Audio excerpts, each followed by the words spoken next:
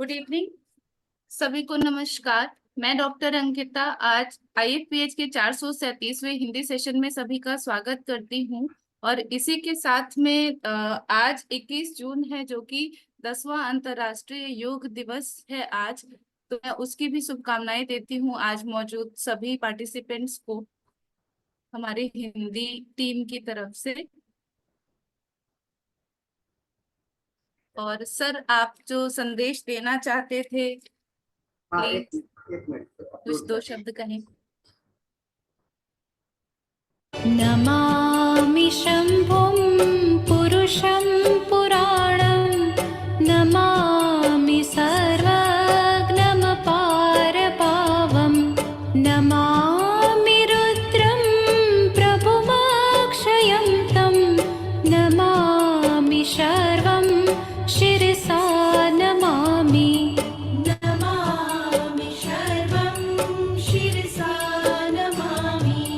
नमामि देवं परमाव्ययन्तम् उमापतिं लोकगुरुं नमामि नमामि दारिद्र्यविदारणं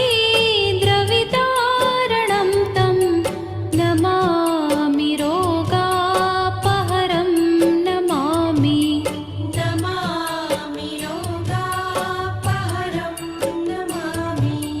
नमा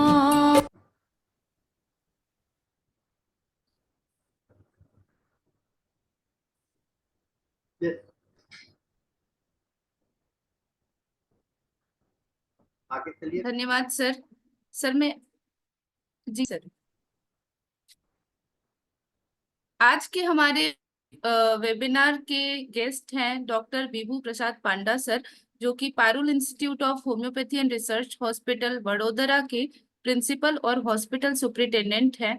सर काफी समय से होम्योपैथी में अपना काफी उत्कृष्ट योगदान दे रहे हैं। सर का प्रोफेशनल एक्सपीरियंस 31 साल का है, और जिसमें से कि सर 1992 से 2000 तक lecturer, professor, HOD, Organon of medicine रह चुके हैं Raipur homeopathic medical college Raipur में।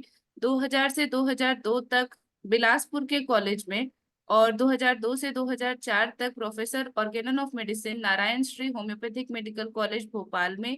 2004 से 2017 तक राजकोट होम्योपैथिक मेडिकल कॉलेज में प्रोफेसर रह चुके हैं, और 2017 में राजकोट के कॉलेज में ही प्रोफेसर ऑर्गेनन ऑफ मेडिसिन रह चुके हैं। और 2017 में 10 अप्रैल को से 8 दिसंबर तक प्रोफेसर इन एफएचएस जेबीडब्ल्यूयू।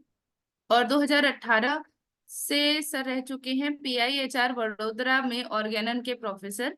सर ने एज ए एडमिनिस्ट्रेटर भी बहुत सारे कॉलेजेस में अपना योगदान दिया है, और एक्सटर्नल एग्जामिनर और पेपर सेटर भी है sir. Sambalpur university Orissa, Berhampur university Orissa, और ऐसे ही भोपाल, राजकोट के काफी सारे कॉलेजेस हैं। सर बोर्ड ऑफ स्टडी के मेंबर भी हैं काफी सारे कॉलेजेस के, और एज ए इंस्पेक्टर भी सर काफी सारे कॉलेजेस को विजिट करते हैं। और स्टाफ सिलेक्शन की कमेटी में सर इंटरव्यू कमेटी के मेंबर हैं। Saurashtra university Rajkot, Janardan Rai deemed university Udaipur, Barkatullah university Bhopal, और आरपीएससी गवर्नमेंट ऑफ राजस्थान, ये कुछ कमिटीज हैं। साथ में सर ने बहुत सारे आर्टिकल्स भी पब्लिश किए हैं, पेपर्स प्रेजेंट किए हैं, और काफी सारे ट्रेनिंग और सेमिनार्स भी अटेंड किए हैं सर ने। तो आज का सर का टॉपिक है स्थानीय रोग की चिकित्सा के लिए होम्योपैथिक दृष्टिकोण। तो मैं हिंदी टीम की तरफ से सर का स्वागत करती हूँ और उनसे आग्रह करूंगी कि वो आज का अपना टॉपिक शुरू करें। नमस्कार अंकिता जी। मैं समस्त हिंदी टीम को अंतर्राष्ट्रीय योगा दिवस का शुभकामना देता हूं। और ये कंटिन्यू जो हमारा होम्योपैथिक फ्रेटर्निटी को ये जो सुविधा प्रदान किया जा रहा है उसका मैं साधुवाद करता हूं।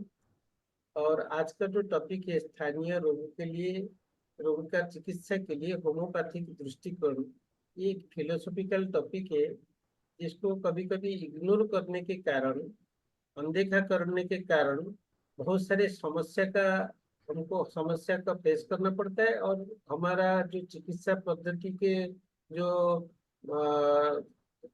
मूल्यांकन प्रॉपर वे से नहीं हो पाता है और उसका रोगों को और जटिल से जटिल हो जाता है। तो इसलिए इसका हम लोगों को संपूर्ण जानकारी होना चाहिए कि स्थानीय रोग जो है होम्योपैथिक दृष्टिकोण से उसको किस टाइप का हम उसको कंसीडर करें और कैसे कंसीडर करने से ही ये रोग जड़ से चला जाएगा और हमारा चिकित्सा पद्धति का जो प्रिंसिपल है, जो नियम है, उसको हम प्रॉपर वे से फॉलो कर सकेंगे और उसका फल भी हमको प्राप्त होगा।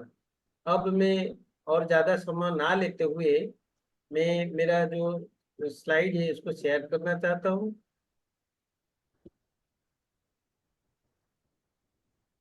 सर मेरा स्लाइड दिख रहा है सर? सर अभी स्टार्ट तो नहीं हुआ है। हाँ, अभी हो गया सर। हो गया? अभी जी सर। पहला स्लाइड जो है दिख रहा है ना? हाँ हाँ जी सर। तो जो मैं कह रहा था, अभी स्लाइड का थोड़ा मूवमेंट में देखना, मूवमेंट हो रहा है ठीक। तो ये जो यस सर। हाँ, ये जो टॉपिक है ये एक फिलोसॉफिकल टॉपिक है, उसको अनदेखा बिल्कुल नहीं करना चाहिए। ये टॉपिक को हम ये पॉइंट के आधार पे डिस्कशन करना चाहते हैं जो निम्न में दिया गया है। इसका इंट्रोडक्शन, उसका वर्गीकरण, उसमें लोकल डिजीज जो होता है और स्थानीय रोग जो होता है ये एक्सटर्नल कॉज के कारण भी हो सकता है। स्थानीय रोग जो होता है वो इंटरनल अंदरूनी कारण से हो सकता है। उसका मैनेजमेंट कैसे करेंगे, इसका ट्रीटमेंट कैसे करेंगे, ताकि हमारा जो मिशन है फास्ट अपोरिज्म में एनिमल ने लिखे हैं, the physicians and only mission is to restore the sick to health to cure as it is strong. जो क्योर कैसे होएगा, सप्रेस ना होएगा और इसका पैलिएशन भी नहीं होएगा। तो ये सब को ध्यान में रखते हुए आगे का डिस्कशन हम करेंगे। और इसमें एक्सटर्नल जो एप्लीकेशन है, जैसे मलहम लगाते हैं, जैसे लोशन लगाते हैं, जैसे लिनीमेंट लगाते हैं, जैसे ये सब लगाने में कहाँ लगा सकते हैं और इसका लाभ कहाँ ले सकते हैं, कहाँ नहीं लेना चाहिए। अगर ये लाभ ले तो उसको फायदा होगा कि नहीं होगा, ये सब चर्चा का विषय रहेगा। तो ये जो लोकल डिजीज या स्थानीय रोग जो कहते हैं, होम्योपैथिक पद्धति के हिसाब से स्थानीय करके कोई रोग नहीं होता, क्योंकि हमारा जो अप्रोच है ये होलिस्टिक अप्रोच है। हमारा जो अप्रोच है बॉडी, माइंड और स्पिरिट है, वाइटल फोर्स, ये तीनों जो है ये एक ट्रिनिट होता है। उसको कंसीडर करके हमको ट्रीटमेंट करना चाहिए। बल्कि जितना शारीरिक रोग है उसमें मानसिक लक्षण जो होता है उसका वैल्यू ज्यादा होता है। जैसे मैं एग्जांपल दे रहा हूँ, शारीरिक रोग, मान लीजिए किसी को बहुत सारे चिंता या ग्रीफ के कारण शारीरिक हुआ बहुत दिन से, और ग्रीफ के कारण उसका शरीर, उसका सरदर्द हुआ। तो ऐसे परिस्थिति में हम ऊपर से कोई मलहम लगा के या कोई बाम लगा के ये कभी ठीक हो ही नहीं सकता। इसके लिए ग्रीफ के हिसाब से हमको सोचना पड़ेगा कि हम क्या ये नाट्रोम्यूर हमारा मेडिसिन हो सकता है। तो इसीलिए हम अगर जो कॉज है, वो कॉज जो कारण है उसको को पकड़ सके तो उसमें जो जड़ से बीमारी ठीक किया जा सकता है। तो यही एक उदाहरण मैंने दिया। तो स्थानीय रोग, इसमें अगर वर्गीकरण में हम जाएंगे कि हमारा जो डिजीज को वो विभक्त कर सकते, जितना जटिल रोग है उसको दो भाग में डिवाइड कर सकते हैं। ऐसे जटिल रोग है जिसमें हमको सर से लेके पांव तक, मानसिक से लेके शारीरिक तक सारे लक्षण हमको प्राप्त हो, उसका सारे लक्षण लेके हम उसका टोटालिटी ऑफ सिम्टम फॉर्म कर सके और उसको मेडिसिन दे सके।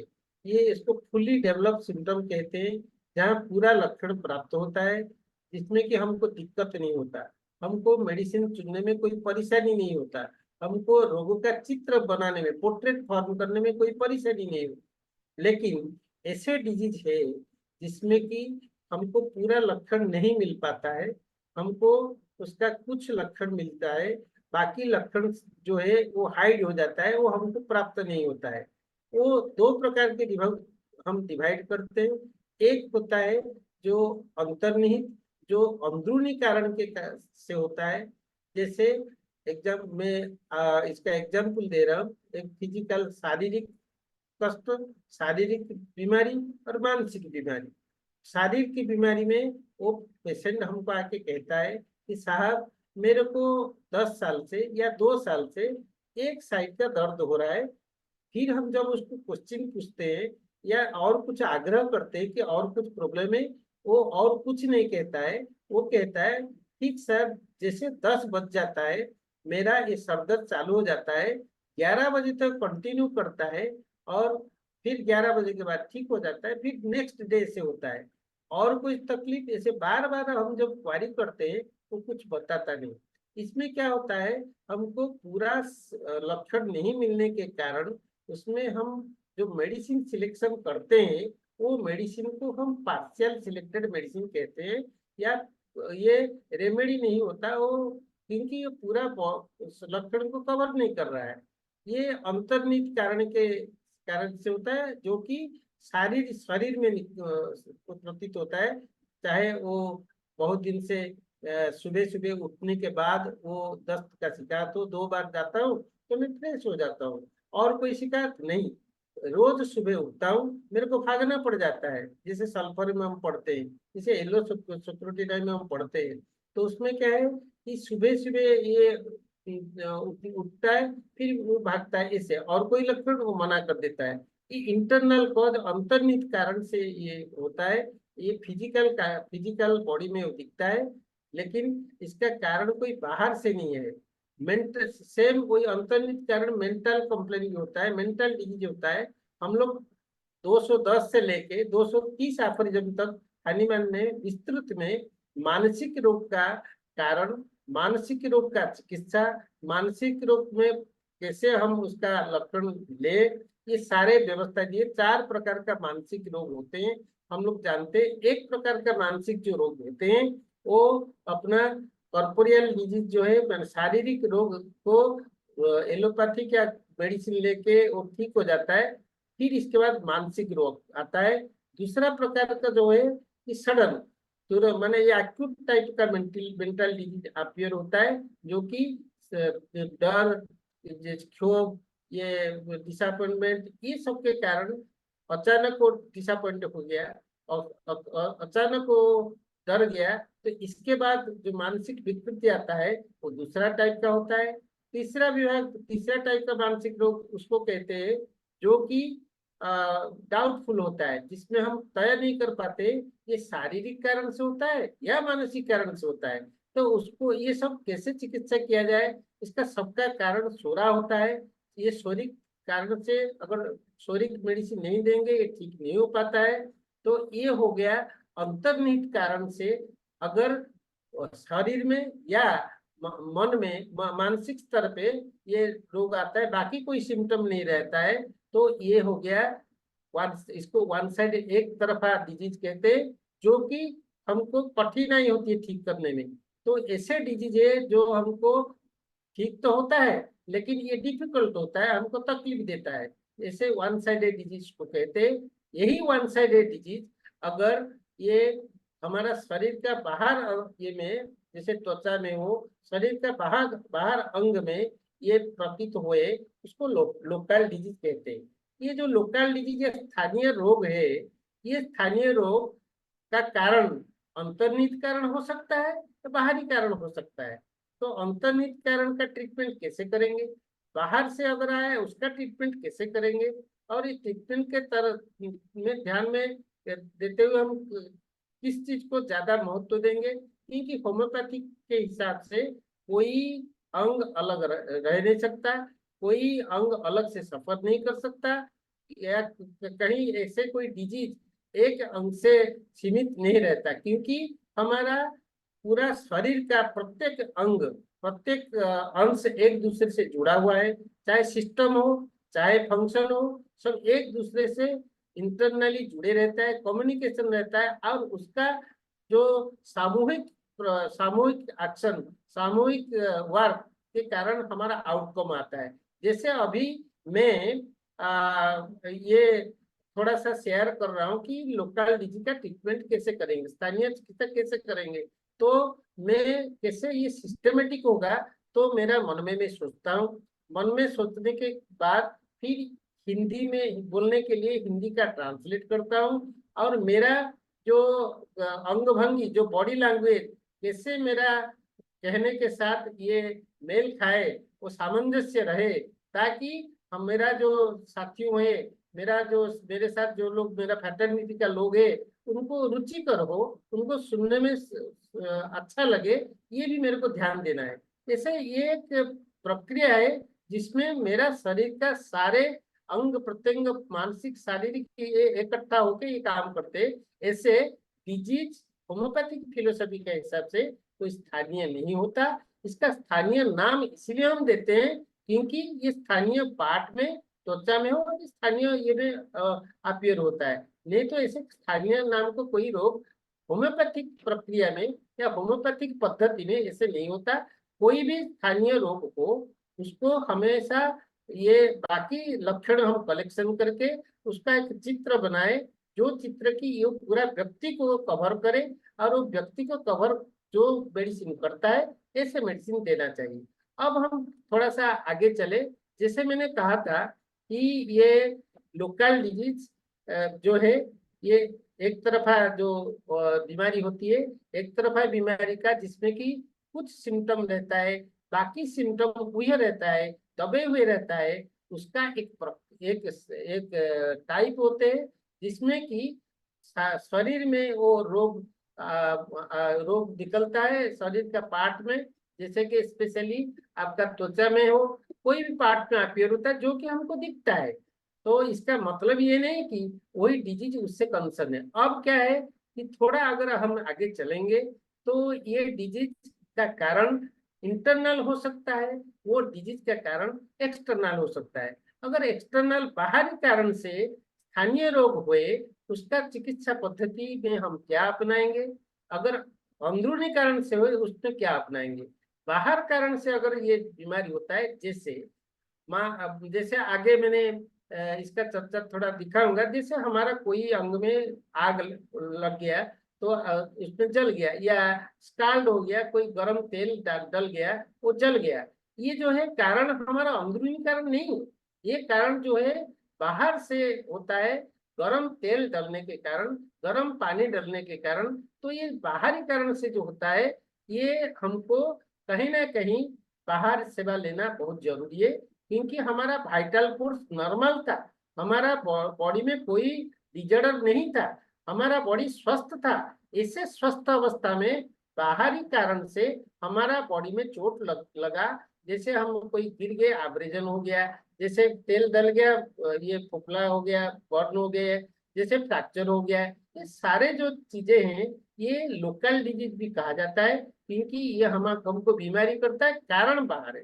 तो ऐसे कारण को हम लोग उसी हिसाब से ट्रीटमेंट करेंगे। बाहर का कारण, यह एक्सटर्नल एप्लीकेशन हम कर सकते हैं। यहाँ जैसे फ्रैक्चर हुआ, उसको पहले ये करके सर्जरी का हेल्प लेके यूनाइट करे, फिर अपना मेडिसिन कैल्क्रिया फर्स्ट दे, फिर सिम्फाइटम दे या कैलेंडुला मॉलम लगाए, जो भी करे। इसके बाद इसमें हमारा लिमिटेशन है, क्योंकि ये बाहर कारण से हुआ, इंटरनल कारण नहीं है। तो बर्न हो गया, उसमें बर्न जब हो जाता है तो उसमें बर्न का जो चिकित्सा पद्धति उसको अपनाए। फिर इसके बाद हमारा जो मेडिसिन है, बालसम पेरू हो, हमारा कैंथरिस हो, जो मेडिसिन हमारा है इंटरनल मेडिसिन देंगे। ऐसे इंटरनल एक्सटर्नल दे के उसको ठीक कराएंगे। ये एक्सटर्नल कॉज जहाँ होता है।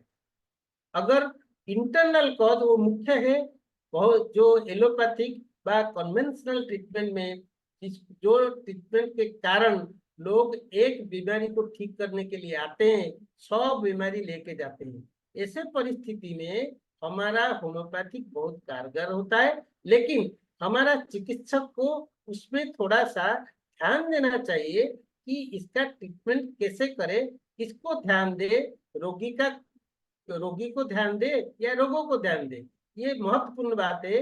रोगी और रोगों ये दोनों अलग अलग चीज होते हैं। रोगों मीन्स जो हमको जो डायग्नोसिस हम करते हैं, कि जैसे एक एक्जिमा आया, जैसे एक दाद का शिकायत है, तो दाद बाहर में हमको दिख रहा है, एक्जिमा हमको बाहर में दिख रहा है, एरिसिपेलस हमको बाहर में दिख रहा है, ये सब जो है हमको दिख रहा है, उसको रोग कहते हैं। होम्योपैथिक में हम रोगों को चिकित्सा नहीं करते, रोगी को करते हैं। रोगों का चिकित्सा करने से रोग तो चला जाएगा लेकिन रोगी ठीक नहीं होगा। तो इसीलिए हम रोगों को ध्यान ना देते हुए रोगी को ध्यान दें। जैसे सभी लोग हम जानते हैं कि ये कभी कभी सप्रेशन के कारण, जैसे अस्थमा सप्रेशन हुआ, सप्रेशन होने, ये जो ब्रोंकोडायलेटर वगैरह देते हैं उसमें अस्थमा सप्रेशन हुआ, सप्रेशन होने के बाद ये एक्जिमा निकला। तो ये एक्जिमा ये ऐसे नहीं है, अंदरूनी टर्मोइल होने के कारण, अंदरूनी परिवर्तन होने के कारण वाइटल फोर्स धीरे धीरे अपना चैनल चेंज करके, जो अस्थमा का माध्यम से अपना डिसहार्मोनी को, अपना परिवर्तन को, अपना डिजॉर्डर को बता रहा था बाहर, अभी प्रॉपर ट्रीटमेंट नहीं पाने के कारण वो अभी एक्जिमा के माध्यम से हमारा त्वचा में निकला। तो अगर वो एक्जिमा को हम ट्रीटमेंट करेंगे, मतलब ये रोगों को ट्रीटमेंट करेंगे, ये रोगों को ट्रीटमेंट करने से वो रोग, एक्जिमा कोई मलहम लगा दिए, कोई ऐसे आजकल बहुत सारे ये इसको लगा दिए तो वो तो तुरंत चला जाएगा, लेकिन रोगी ठीक नहीं होता। अगर रोगी ठीक करना है तो उसका पूरा रोगी का डिटेल कलेक्शन करके एक चित्र ऐसे बनाए जो रोगी को प्रतिपादन करे, जो रोगी को रिप्रेजेंट करे, ऐसे ट्रीटमेंट करे। और रोगी का मानसिक स्थिति, रोगी का ये जो सप्रेशन हुआ था उसका स्थिति, मेडिसिनल ट्रीटमेंट के हिस्ट्री, फैमिली हिस्ट्री, उसका इसके पहले किस तरह का व्यवस्था था, अभी क्या व्यवस्था है, ये सब का, उसका एम्बियंस कैसे, उसका मानसिक स्थिति कैसे है, ये सारे चीज को लेके एक चित्र बनाए। वो चित्र जो मेडिसिन के साथ ये कोइंसाइड करता है, जो मेडिसिन के साथ ये समन्वय करता है, ऐसे मेडिसिन को देने से धीरे से हम देखेंगे कि इंटरनल ये जो सप्रेशन हुआ था वो सप्रेशन निकलेगा, सप्रेशन निकलने के बाद सप्रेशन ठीक होगा, फिर जड़ से वो बीमारी जाएगा। ये जो ध्यान हमको देना है, इसीलिए आगे का स्लाइड में मैं एक सिंपल वे में लिखा, ओल्ड स्कूल हिस्ट्री में only the external parts were affected, जो वो कंसीडर करते हैं, इसमें ये आदमी का कोई रोल नहीं है, इसमें तो वो त्वचा है। वो मान लो आपका रिंग वर्म अपीयर हुआ क्यूबाइटल फोसा में, आपका हैंड में, तो वो रिंग वर्म ठीक हो जाने से तो व्यक्ति ठीक हो जाएगा।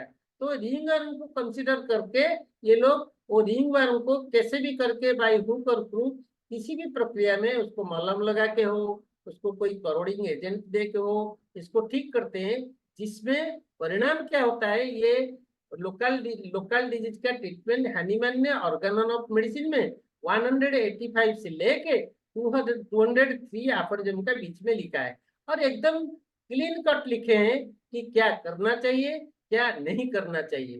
तो ये ओल्ड जो मैंने कन्वेंशनल मेडिसिन और रोगों को चिकित्सा करने के कारण ये सप्रेशन का कारण बन जाता है। सप्रेशन के बाद बनने से इसमें क्या होता है, एक्सटर्नल जो लीजन है वो तो ठीक हो जाता है, लेकिन इंटरनल कॉज उसमें दूर नहीं होता। इंटरनल कॉज दूर नहीं होने से क्या होता है कि आप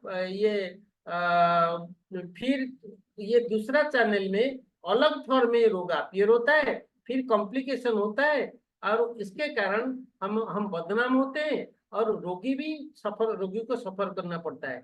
यहाँ मैंने एक एग्जाम्पल दिया, जो जहाँ जैसे स्काल्ड बर्न का एग्जाम्पल में दिया था, ये एक्सटर्नल कॉज है, ये पानी उबाल रहा है, पानी हाथ में डल गया, स्काल्ड हो गया, उसमें आपको ठंडा पानी डालना है, इसके बाद जो कैंथेरिस ऑइंटमेंट लगाना है, फिर इसके बाद इंटरनल मेडिसिन देना है, ये सब करना है अगर एक्सटर्नल कॉज हो। लेकिन ये प्रक्रिया जहाँ कॉज इंटरनल है वहाँ लागू नहीं पड़ता है। तो ये लोकल लीजन को ट्रीटमेंट करना ये डेंजरस है, इसलिए लोकल डिजीज का ट्रीटमेंट अगर इंटरनल कॉज हो ये सही नहीं है। हैनीमैन ने 188 एफरिज्म में लिखे, इट इज परनिशियस ब्लंडर, ये ओल्ड स्कूल का सबसे ब्लंडर ये है। ये चिकित्सा पद्धति के कारण सप्रेशन के सिवाय कुछ नहीं होता। पहले पैलिएशन हो जाएगा, इसके बाद सप्रेशन होगा। सप्रेशन हमेशा डेंजरस होता है और वाइटल ऑर्गन का अफेक्ट करता है, और जो रोग है जटिल से जटिल स्तर को चला जाता है। इसीलिए जो जिसका कॉज इंटरनल है, ऐसे इंटरनल कॉज जहाँ रहता है, ऐसे केस में हम लोग बिल्कुल एक्सटर्नल एप्लीकेशन करना नहीं चाहिए। इंटरनल कॉज को फाइंड आउट करना चाहिए, इंटरनल प्रोसेस को फाइंड आउट करना चाहिए, इंटरनल बिगिनिंग को फाइंड आउट करना चाहिए, और वर्ल्ड ऑफ थॉट को हमको ये करना चाहिए, ये कैसे हुआ इसको एनालाइज करना चाहिए, उसके आधार पर हमको मेडिसिन देना चाहिए। अभी थोड़ा सा हम आगे चले, इसमें मैंने जो दिखाया कि जितना मायाजमेटिक डिजीज है, जैसे हम लोग जानते हैं कि 3 मायाजम हमारा, एक सोरा, एक सिफिलिस, एक साइकोसिस, हनीमन ने लिखा, ट्यूबरकुलर आलेन ने ऐड किया। तो ये जो तीनों मायाजम है, ये तीनों मायाजम जो है ये डिजीज प्रोड्यूसिंग पावर होते हैं। तो ये जब डिजीज का प्रक्रिया पूरा कर लेते हैं, अपना प्राइमरी मैनिफेस्टेशन अपीयर होता है। सोरा क्या करता है, सोरा अपीयर होता है वेसाइकल के रूप से। साइकोसिस जो है वो अपीयर होता है अपना ये वाट और कॉलीफ्लावर लाइक ग्रोथ, जो कि जेनाइटल में अपीयर होता है, क्योंकि ये सब वेनरल डिजीज होते हैं। और सिफिलिस जो है सैंकर, जो अभी मैंने दिखाया था, तो इस तरह का जेनाइटल पार्ट में सैंकर के रूप में अपीयर होता है। हम क्या है, इसको लोकल डिजीज वो रोग को अगर चिकित्सा करे, तो ये जो डिस्टिंक्टिव साइन है अपना, जो रोगों का जो जिसके कारण हम उसको पहचानते, वो अगर मलहम लगा के, उसको कटराइजिंग करके, उसको करोडिंग करके उसको निकाल दे, तो इसका जो कैरेस्टेटिक फीचर चला जाता है। कैरेस्टेटिक फीचर चले जाने के कारण क्या होता है, हम सोचते हैं डिजीज ठीक हो जाता है, ठीक हो गया करके, लेकिन डिजीज तो ठीक नहीं होता, और अग्रेसिव फॉर्म में अपना अंदरूनी ऑर्गन को अफेक्ट करता है। इसीलिए जहां कारण इंटरनल हो, बिल्कुल एक्सटर्नल एप्लीकेशन करना नहीं चाहिए। और उसमें इंटरनल मेडिसिन ये क्लियर कट होम्योपैथिक स्पेसिफिक अगर प्रॉपर टाइम में दे, तो ये तो ऐसे डिजीज को सिंगल डोज में भी ठीक किया जा सकता है। जैसे प्राइमरी मैनिफेस्टेशन सोरा का है, वो itching, eruption, voluntary itching, relief by scratching जो भी है, तो ऐसे ड्राई इरप्शन अपीयर हुआ, ऐसे में ये हनीमन ने क्लियर लिखा, पोटेंटाइज फॉर्म ऑफ सल्फर, आप पोटेंटाइज फॉर्म ऑफ सल्फर अगर दे, ये पूरा ठीक हो सकता है, सेकेंडरी मैनिफेस्टेशन का नौबत ही नहीं आएगा। तो अगर ऐसे स्थिति में हम उसमें मलहम लगा दे और ये अस्थमा हो जाए, और दूसरा डिजीज जो है इंटरनल, ये आपका शारीरिक से मानसिक स्तर पे चले जाए, या फंक्शन दूसरा इंटरनल ऑर्गन को अफेक्ट करे, ये सब नौबत बिल्कुल लाना नहीं चाहिए। इसके लिए हमको डिजीज का नॉलेज होना चाहिए कि ये सैंकर है, ये वेनेरल डिजीज है, ये इसका कॉज अलग है, तो कॉज को फाइंड आउट करना है, और उसका मानसिक स्थिति पूरा टोटलिटी लेना है। और अगर प्राइमरी मैनिफेस्टेशन है सोरिक डिजीज के लिए, सोरिक प्राइमरी मैनिफेस्टेशन के लिए सल्फर, सिफिलिस के लिए बर्कुरियस, और साइकोटिक के लिए थूजा, ये एनाइटिक एसिड इस तरह का दे देने से जो इजी वे में चला जाना था, उसको अगर ऊपर पे कुछ लगाएंगे, मलहम लगाए या ऐसे कुछ लगे, वो कॉम्प्लिकेशन हो जाएगा, कॉम्प्लिकेशन हो जाएगा। और जितना कॉम्प्लिकेशन होगा उतना क्रिटिकल हो जाएगा, और ठीक करने में प्रॉब्लम हो जाएगा।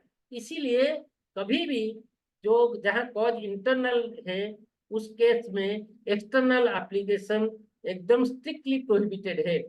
अगर हमारा नॉलेज नहीं है, भले रिफर कर दे, लेकिन वो बीमार व्यक्ति को उसका बीमारी को और बढ़ाना नहीं चाहिए। हमेशा ये ध्यान रखना चाहिए, बीमार व्यक्ति को ठीक हमको करना है, ना कि वो बीमारी को। इसलिए आप इंटरनल कॉज को ढूंढिएगा।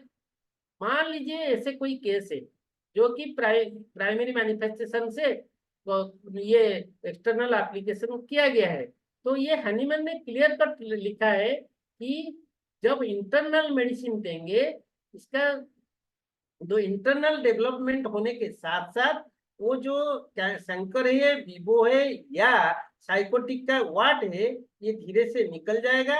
और इसका इंडिकेशन तब तक हम हमारा मेडिसिन जैसे आप देते जाएंगे तो धीरे एक पिंकी स्पॉट होगा।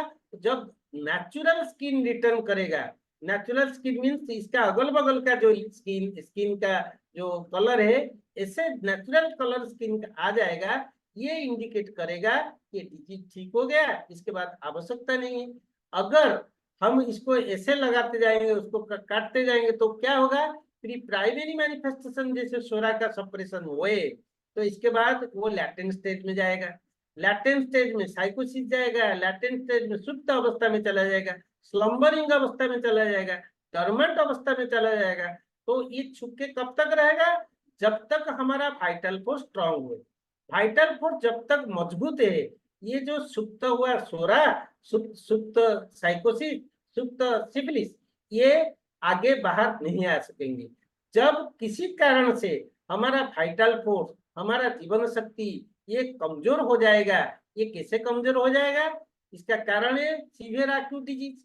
अगर हमको हमारा अंदर सब ये लैटेंट सिफिलिस है और सीवियर एक्यूट डिजीज जैसे एक्सीडेंट में ब्लड का चला गया, डायरिया हो गया, कोलेरा हो गया, इस टाइप का अगर सीवियर एक्यूट डिजीज होता है तो ये सीवियर एक्यूट डिजीज होने के बाद हमारा वाइटल फोर्स जब कमजोर हो जाएगा, ये जो सोया हुआ रावण है, जो सोया हुआ सोरा है, ये बाहर निकलेगा।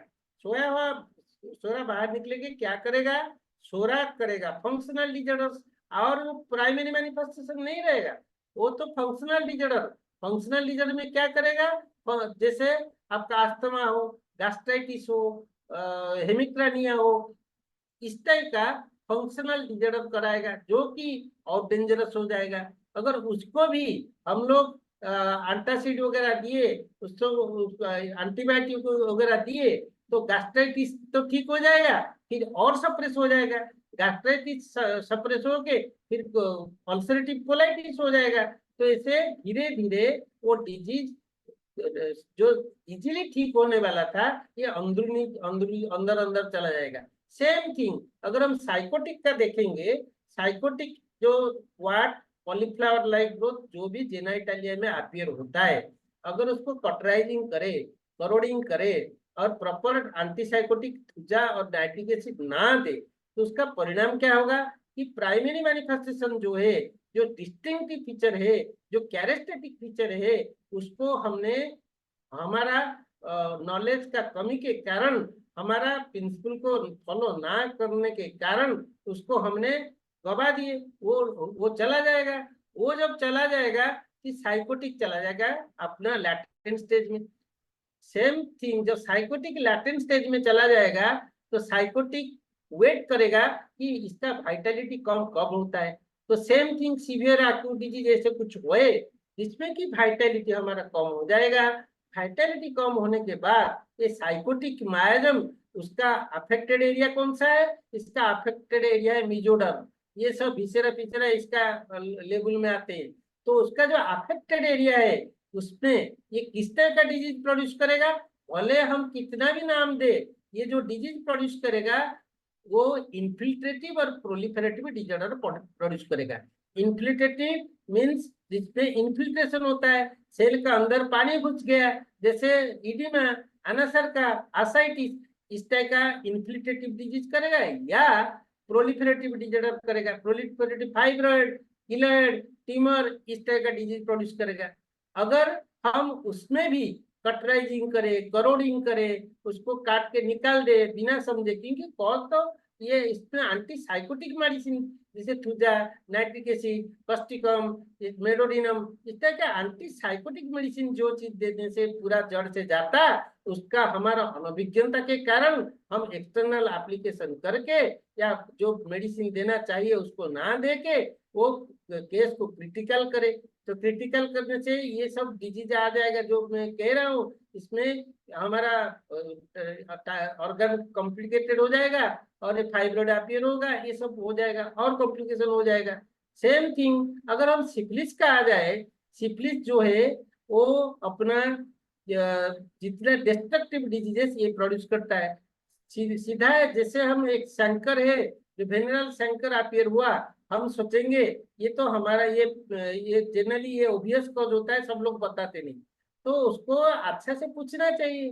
तो जैसे हम केस टेकिंग प्रॉपर करेंगे, उस पेशेंट हमको बताएगा कि ये कारण है, ये वेनेरल डिजीज जब पता चलता है, हमको सीधा प्राइमरी मैनिफेस्टेशन में अगर रहता है, एक डोज मॉर्क्सल देने से जो ठीक होने वाला था उसको अगर हम मलहम लगाएंगे, मर्कुरियस मलहम लगाएंगे और उसको ठीक करने की कोशिश करेंगे, तो ऊपर का जो डिस्टिंक्टिव फीचर है, जो कैरेक्टरिस्टिक फीचर है जो सिफिलिस का, वो तो चला जाएगा।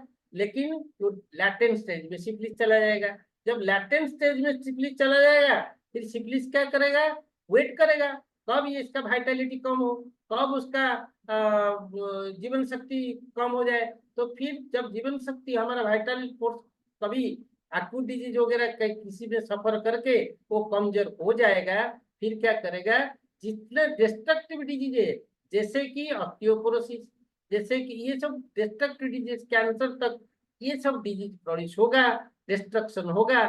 तो एक सिंपल चीज को, अपना लोकल डिजीज को, लोकल होम्योपैथिक दृष्टिकोण, स्थानीय डिजीज को हमारा दृष्टिकोण कैसे रहना चाहिए, उसके नॉलेज का अभाव से, उसका अनभिज्ञता के कारण का अभाव से, या कभी कभी क्या होता है, हम पेशेंट को जल्दी उसका तकलीफ को लाघव करने के लिए, उसका तकलीफ को घटाने के लिए, कम करने के लिए हड़बड़ी होके ऊपर का चिकित्सा कर देते या कटराइज कर देते हैं। ये इसके कारण क्या होता है, हमारा सिस्टम का बदनाम होता है और हमारा रोगी भी सफर करता है। रोगी का तकलीफ जो बढ़ जाता है और उसका जो क्यूरेबल से इनक्योरेबल स्टेज को चला जाता है। जैसे एक डिजीज पहले सोरिक होता है, सोरिक होने के टाइम हमारा वाइटल फोर्स स्ट्रांग रहता है, वाइटल फोर्स स्ट्रांग रहता है, इसीलिए सारे सिम्टम साइन वो हमको क्लियर प्रिसाइज मिलता है, एक्यूरेट मिलता है। उस समय हम एंटीसोरिक मेडिसिन नहीं देंगे तो क्या होगा, वाइटल फोर्स सरेंडर हो जाएगा, फिर क्या होगा, डिजीज फोर्स ओवर पावर हो जाएगा। डिजीज फोर्स ओवर पावर होके तो पैसिव रह जाएगा वाइटल फोर्स, पैसिव रहने के कारण सारे फंक्शन, सारे सिस्टम स्लो हो जाएगा, जमा बड़ा होएगा। इसलिए हमारा माइथोलॉजी में हम कंपेयर करते हैं, जो क्रिएटर है ब्रह्मा जो है वो सोरा के साथ कंपेयर करते हैं, विष्णु जो है ऑर्गेनाइजेशन साइकोटिक, सब एक जमा बड़ा करेंगे। इसके बाद आपका जब डिस्ट्रक्शन होता है, सिफिलिस महेश्वर के साथ कंपेयर करते हैं। तो इसीलिए समय पे हमारा पद्धति सबसे बढ़िया पद्धति है, जिसमें हमको हमारा प्रिंसिपल को मानते हुए total holistic point of view, पूरा बॉडी माइंड स्पिरिट ये सबको एक साथ लेके अगर मेडिसिन देंगे तो ये डिजीज जो है ये अंदर अंदर बढ़ते नहीं जाएगा, वाइटल ऑर्गन अफेक्टेड नहीं होगा और रोगी के साथ साथ रोग भी जल्दी ठीक हो जाएगा। रोगी जैसे ठीक होगा ऑटोमेटिकली रोग ठीक हो जाएगा। इसीलिए हैनीमैन ने science of aggravation, science of emulation लिखे, केंट्स ने 12 ऑब्जर्वेशन लिखे, ये अपना H.A. रॉबर्ट ने रेमेडी रिएक्शन लिखे, जिसमें कि हम असेस कर सकते हैं, आकलन कर सकते हैं कि हमारा जो इंटरनल मेडिसिन हमने दिया ये कहाँ तक काम किया। तो ये आकलन के अनुसार हम अपना मेडिसिन चेंज करके आवश्यकता अनुसार एक के बाद दूसरा जब सिमिलिमम देंगे तो धीरे धीरे रोगी जैसे ठीक होते जाएगा तो रोग ठीक हो जाएगा। तो रोग को अलग से देखने का आवश्यकता है ही नहीं। तो ये जो तरीका है हम ना अपनाते हुए हम जल्दी ठीक करने का चक्कर में या एलोपैथिक जो हमारा एलोपैथिक में ये लोग जो सप्रेशन कर देते हैं, इसमें रोग को धीरे धीरे ये कठिनतम हो जाता है। रोग इसमें जो ठीक होने वाला रोग है वो धीरे धीरे क्रिटिकल हो जाता है। तो यही मैंने जो बताया कि प्राइमरी सिम्टम्स जो है वेनेरल शंकर है सिफिलिस का, प्राइमरी सिम्टम जो साइकोसिस का कॉलीफ्लावर लाइक ग्रोथ और वाट है, सोरा का वैसे तो वो जो प्रेजेंट रहता है सिंपल होम्योपैथिक स्पेसिफिक सल्फर, पूजा और मर्कुरियस में जो ठीक होने वाला था उसका अंदरूनी वो चला जाएगा। सेकेंडरी मैनिफेस्टेशन 100 टाइप का, 1000 टाइप का, अलग अलग नाम से डिजीज, जिसको एलोपैथिक में, कन्वेंशनल मेडिसिन में अलग अलग नाम देते हैं, जो अलग अलग नाम से ट्रीटमेंट किया जाता है, और वो परिस्थिति घना और धीरे धीरे डेंजरस होते जाता है। इसलिए एक्सटर्नल एप्लीकेशन इंटरनल कॉज में बिल्कुल देना नहीं चाहिए। तो जब हम ट्रीटमेंट देंगे, जो ट्रीटमेंट की इंटरनल होगा उसमें फायदा क्या होगा कि ये लिखे 190 एफरिज्म में हनीमैन ने कि डायरेक्टेड अगेंस्ट द होल। तो इसमें जो ये जो वन साइड एक तरफा मेडिसिन देने से ये क्या हो जाएगा कि ये होलिस्टिक पॉइंट का अगेंस्ट में जाएगा। लेकिन अगर हम होल को ट्रीटमेंट करेंगे तो उसमें क्या है, इंटरनल बीमारी के साथ साथ एक्सटर्नल जो मैनिफेस्टेशन है वो अपने आप ठीक हो जाएगा। जैसे कहा जाता है किसी को आप तेल लगाने से वो चिकना नहीं हो जाएगा, आपको उनका घर का परिस्थिति हो, इकोनॉमिक स्थिति हो, तो ऑटोमेटिकली उसको अच्छा न्यूट्रिशन मिलेगा, तब जाके वो चिकना होएगा या वो कुछ वो ठीक रहेगा। तो यही मैं इसमें ये फिगर में मैं दिखा रहा हूँ। कोई भी लोकल डिजीज हो, चाहे एक्जिमा हो, चाहे ये आपका एक्जिमा मींस बीन्स, और चाहे वो रिंग वर्म हो, दाद हो, तो ऐसे जो डिजीज है जो लोकल एप्लीकेशन होता है उसको लोकल स्तर का डिजीज, स्थानीय डिजीज कंसिडर ना करते हुए, बल्कि बाकी जो सिम्टम मिलता है, जैसे होलिस्टिक पर इसका इंटेलेक्चुअलिटी कैसे, इसका फिजिकल कॉन्स्टिट्यूशन कैसे, ये कैसे इमोशनलनेस है उसका कैसे, ये सारे चीज को पुंखानुपुंख चर्चा करते हुए, कंसिडर करते हुए हम अगर मेडिसिन दे तब जाके ये ठीक होगा। जैसे मैं अपना एक छोटा सा केस कहता हूँ। मैं एक केस है सोरियासिस। सोरियासिस केस में मैंने क्या किया था, मैंने क्या किया कि आर्सेनिक मैंने दिया। आर्सेनिक क्यों दिया? क्योंकि इसका जो स्किन का जो प्रॉब्लम है, गर्म से उसको एमुलरेशन हो रहा था, और वो थोड़ा फास्टिडियस नेचर का था, और प्यास भी उसका था। तो ये सब देखते हुए मैंने बोरिक मेट्रोमेडिका में नीचे लिखा गया था कि arsenic act in better manner when it is administered in lower potency. जो आर्सेनिक जो है स्किन डिजीज में 3x 2x इस टाइप का अगर दे तो वो जल्दी काम आता है, तो वो अच्छा काम देता है। तो ऐसे बहुत जगह में बोरिक मेट्रोमेडिका में ये जो लिखा है ये अच्छा कार्यगर होता है। तो मैंने उसको सोरियासिस के जो कि बहुत जगह में ट्रीटमेंट होके आया था, उसको मैंने 2x चालू किया। छोटा स्पून ने दिन में 2 बार दिया। मैं बोला जैसे आपका थोड़ा सा लाघव होगा आप 1 स्पून कर लो। तो 1 स्पून किया, धीरे धीरे उसका कम कम होना चालू किया। मेरा ये भी ध्यान था कि सोरियासिस जो है गर्मियों का मौसम में कम हो जाता है, ठंड का मौसम में ज्यादा होता है। जब उसका ठीक हुआ तो मैं क्या किया, वो उसका पूरा बंद नहीं किया, और ये थोड़ा ड्यूरेशन डोज का बढ़ाया। मैंने कहा आपको ये ठंड का मौसम पार होते तक ये मेडिसिन लेना होगा। तो ठंड का मौसम तक ऐसे दिया। मैंने देखा धीरे धीरे धीरे धीरे इसका जो प्रॉब्लम है ये सॉल्व हो रहा है, लेकिन मैं उसमें संतुष्ट नहीं हुआ। इसीलिए संतुष्ट नहीं हुआ क्योंकि लोकल डिजीज हो सकता है मैं जो मेडिसिन दे रहा हूँ वो पार्शियल सिलेक्टेड मेडिसिन हो, वो पूरा कवर ना करता हो। तो ऐसे करके मैंने इसका दिया। फिर जैसे देखा ये ठीक हो रहा है, तो केन्स का प्रोसीजर का आंसर पहले 2x देता था। जब 2x का एक्शन धीरे धीरे एडजस्ट हो गया, मैं 3x दिया। अभी 3 साल से वो व्यक्ति को रिकरेंस अभी नहीं हुआ।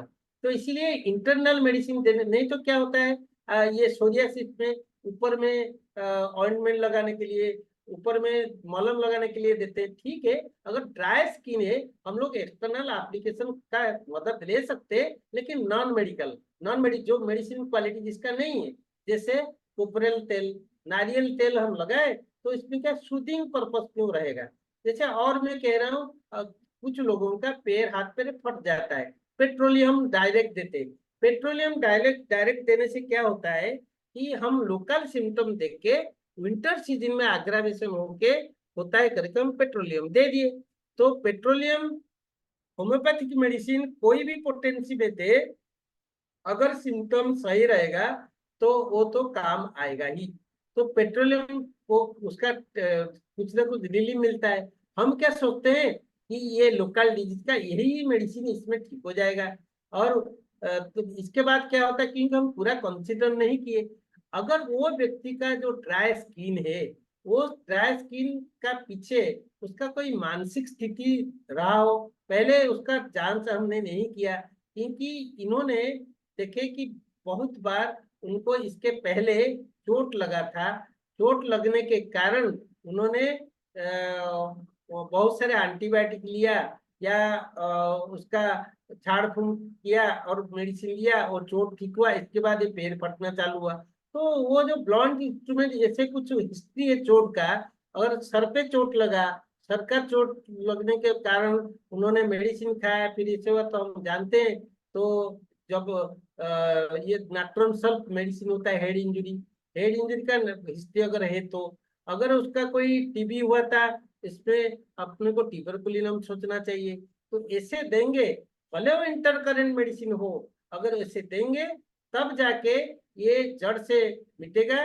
नहीं तो खाली एक्सटर्नल जो डिजीज को कंसीडर करके, रोग को कंसीडर करके, उसमें अगर हम मलहम लगाएंगे, उसमें अगर हम कोई तेल लगाएंगे, तो ऊपर का ट्रीटमेंट करेंगे, ये पैलिएशन होगा, सप्रेशन होगा, दूसरा डिजीज क्रिएट करेगा, जो कि थोड़ा ठीक करने में तकलीफदायक हो जाएगा।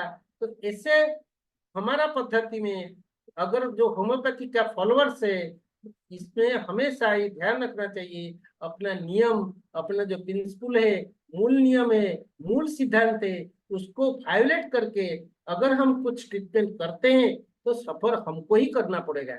इसीलिए एक्सटर्नल एप्लीकेशन, बाहरी चिकित्सा, इसके लिए बिल्कुल आवश्यकता है ही नहीं। अगर हम इंटरनल देंगे तो ये लिखा है 191 में, restoration of entire body, disappearance of external affection. जैसे हम इंटरनल मेडिसिन देंगे तो ऑटोमेटिकली ये इंटरनली वो व्यक्ति का एमुलरेशन, साइन ऑफ एमुलरेशन हमको दिखेगा। साइन ऑफ एमुलेशन हम किसको कहेंगे कि ये हनीमैन ने ऑर्गेनल में क्लियर कट लिखे। तो पहला है कि ये उसका पहला साइन रहेगा calmness of mind, high spirit. ये उसका स्पिरिट में हाई होगा, काम करने में वो सक्षम होगा। तो ऐसे तो ये इंडिकेशन है। तो अगर ऐसे इंडिकेशन मेडिसिन देने के बाद मिलता है तो हमको मेडिसिन और रिपीट नहीं करना चाहिए, हमको वॉच एंड ऑब्जर्व करना चाहिए। वो धीरे धीरे उसका शारीरिक के साथ साथ मानसिक का स्थिति ये हो जाएगा, ठीक हो जाएगा। जैसे कोई दांत का शिकायत आया, तो दांत के लिए हम मेडिसिन दिए, इंटरनल मेडिसिन दिए। इंटरनल मेडिसिन देने के बाद हम अगर ऑब्जर्व किए कि ये 1 रुपया जैसे उसका दांत था, और वो 1 रुपया जो एरिया था वो धीरे से बढ़ के थोड़ा ज्यादा बड़ा हो गया, लेकिन वो व्यक्ति हमको आके कहता है कि साहब आपका मेडिसिन लेने के बाद मेरे को ये साइज तो बढ़ गया, लेकिन मैं मेरा काम कर पा रहा हूँ, मेरा खुजली नहीं है, मेरे को बहुत शांति मिल रहा है साहब। तो मानसिक स्थिति, high spirit, calmness of mind, ये अगर है तो ये जो साइज बढ़ रहा है तो उसको होम्योपैथी के एग्रावेशन के रूप से कंसिडर करना चाहिए। ये होम्योपैथी का एग्रावेशन हो रहा है, हमको वॉच एंड ऑब्जर्व करना है। धीरे से सेम मेडिसिन, जैसे कभी कभी क्या हो जाता है लोकल डिजीज में, हम लोकल सिम्टम को देखते हुए जो मेडिसिन देते हैं, यदि उसको पार्शियल सिलेक्टेड मेडिसिन कहते हैं, तो पूरा सिलेक्टेड मेडिसिन नहीं कहा जाता है। लेकिन कभी कभी अनजाने में वो जो मेडिसिन हम देते हैं तो पूरा सिम्टम को कवर कर लेता है, ये ठीक हो जाता है।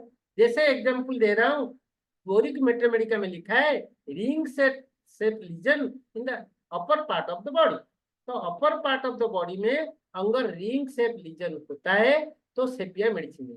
हम बाकी सिम्टम ना देखते हुए हमने सेपिया वो व्यक्ति को उसका ससेप्टिबिलिटी को देखते हुए उसका बॉडी रिएक्शन पावर को देखते हुए उसको सेपिया 200 1 डोज दिए। तो धीरे धीरे हो सकता है, बट रेयरली, धीरे धीरे हो सकता है कि वो सेपिया पूरा सिम्टम का व्यक्ति का कवर कर रहा हो और उसको ठीक कर रहा हो। तो इसीलिए वो सेपिया का क्या करेगा, वो तो पूरा ठीक। हाँ, एक चीज इसमें ध्यान देना चाहिए कि हमको एक्सटर्नल एप्लीकेशन बिल्कुल लगाना नहीं चाहिए। सारांश में ये मेरा कहना है, लोकल डिजीज को कभी लोकल डिजीज के हिसाब से कंसीडर नहीं करना चाहिए। हमको रोग को ट्रीटमेंट नहीं करना चाहिए, रोगी को ट्रीटमेंट करना चाहिए। रोगी को अगर ट्रीटमेंट करेंगे ऑटोमेटिकली रोग ठीक हो जाएगा। और हमेशा शारीरिक डिजीज के लिए मानसिक लक्षण, मानसिक स्थिति को अच्छा से एनालाइज करते हुए अगर एक टोटलिटी फॉर्म करे, एक पोर्ट्रेट तैयार करे, जो पोर्ट्रेट के आधार पे हम मेडिसिन दे, तब क्या होगा, इंटरनल डिस्क्रेसिया के साथ साथ, इंटरनल डिजॉर्डर के साथ साथ एक्सटर्नल मैनिफेस्टेशन भी ठीक हो जाएगा, पूर्ण रूपे रिस्टोरेशन होगा और हमारा पद्धति का फॉलोअप भी होगा और होम्योपैथी का क्रेडिट रहेगा। और हम उसमें हमारा पद्धति को लेके आगे बढ़ सकते हैं और जटिल रोग को ठीक कर सकते हैं। ये अभी तो समय होते जा रहा है, तो इसीलिए ये लोकल डिजीज का ट्रीटमेंट और होम्योपैथी का दृष्टिकोण का जो मैंने कहा, तो मेरा मन कहता है, तो थोड़ा बहुत जो मेरे को जानकारी था मैं आप लोगों के साथ शेयर किया। अगेन मैं अपना अंतर्राष्ट्रीय योगा दिवस के निमित्त सब लोगों को बधाई देता हूँ और सब लोग योग करें और सुस्त रहे। धन्यवाद। थैंक यू डॉक्टर विभू जी। आपका प्रेजेंटेशन हमेशा की तरह बहुत ही बढ़िया रहता है और आप लैंग्वेज बैरियर को अपने लैंग्वेज का जो बैरियर है उसको आपने तोड़ दिया है और आप बहुत फ्लुएंटली और बहुत अच्छे ढंग से इसको एक्सप्लेन किया है। अभी थोड़ा सा पीपीटी को हटा लेते हैं हम लोग, है ना। आप पीपीटी को रिमूव कर दीजिए। जी sir.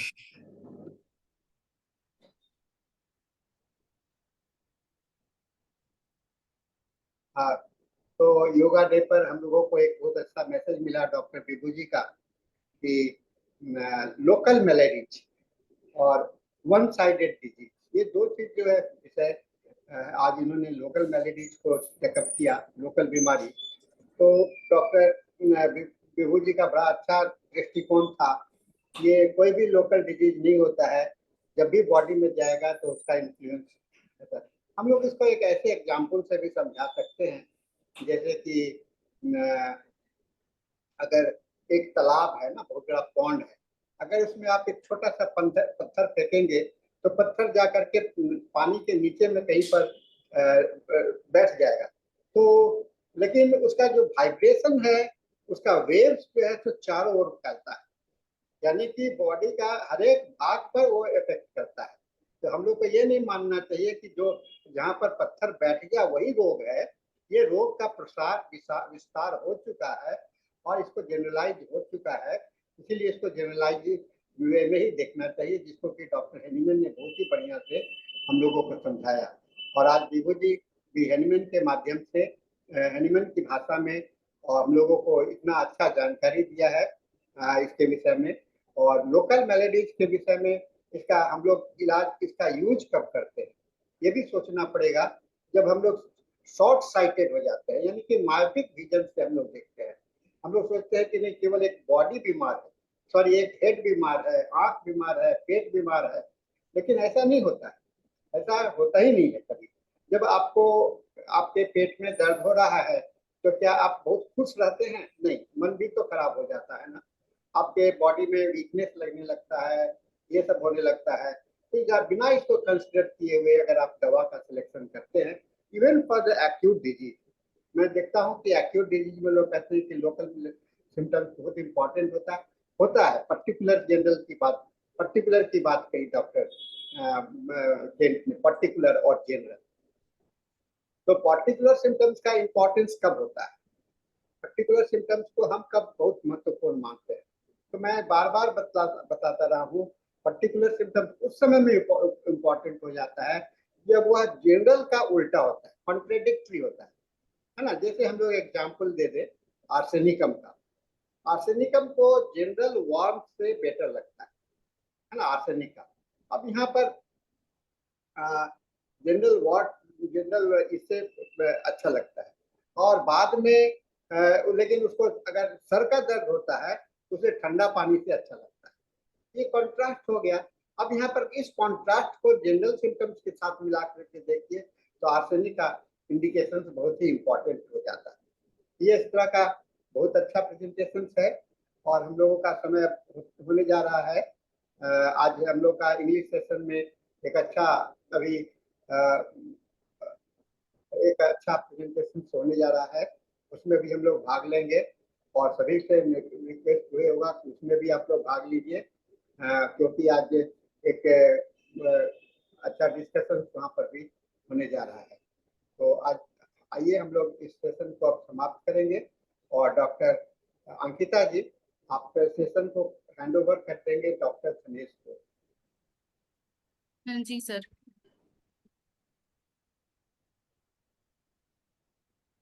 Thank you so much Vibhu sir, आज के आपके प्रेजेंटेशन और इतने अच्छे क्लास के लिए। मैं आपसे आग्रह करूंगी कि आप आगे भी हमारे साथ ऐसे जुड़ते रहें और हमारा ज्ञानवर्धन करते रहें। आज हिंदी सेशन में अपना इतना कीमती समय देने के लिए थैंक यू सो मच। और इसी के साथ में हम लोग अपना हिंदी सेशन समाप्त करते हैं, जो कि 7 से 8 बजे तक था। और इसके आगे अब 8 बजे से 9 बजे तक इंग्लिश सेशन और 9 बजे से 10 बजे तक मलयाली सेशन और होगा। उसके लिए धनेश सर ज्वाइन कर चुके हैं, तो मैं उनको माइक हैंड ओवर करती हूँ। Over to you sir.